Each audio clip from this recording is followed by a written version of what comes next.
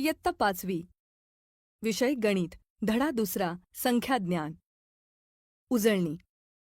0 ते 9 हे अंक वापरून संख्या कशा लिहायच्या व वाचायच्या हे आपण पाहिले आहे.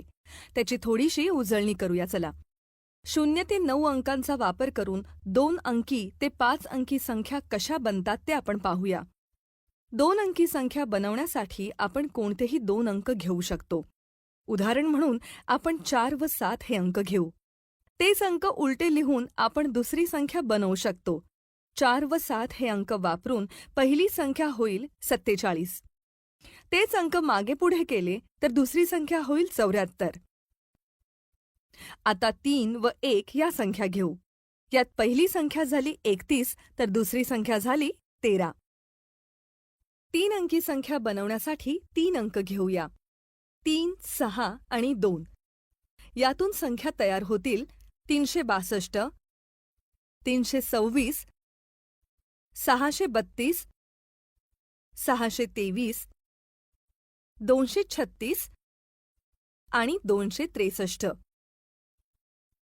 4 अंकी संख्या बनवण्यासाठी 2, 5, 6, 0 हे 4 अंक वापरू. यातून संख्या तयार होतील 2560, 5062, 6520 आणि 2065. एक लक्षात ठेवा की जर शून्याचा वापर सुरुवातीला केला तर मिळणारी संख्या ही 3 अंकी असेल. 5 अंकी संख्या बनवण्यासाठी पहा. 0 ते 9 अंकातील कोणतेही अंक घेतले तर अशा प्रकारच्या संख्या तयार होतील.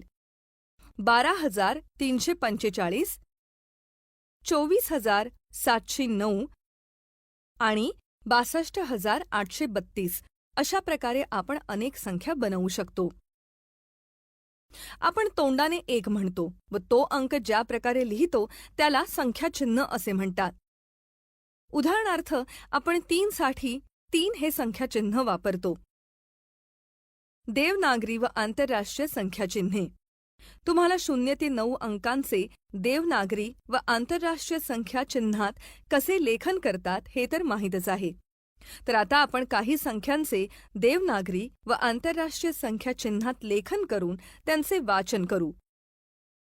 खालील तक्ता पहा. देवनागरी संख्याचिन्ह, आंतरराष्ट्रीय संख्याचिन्ह, अक्षरी लेखन व वाचन. 1034, 1034, 1034, 2359, 2359, 2359, 31608, 31608, 31608, 28095, 28095, 28095.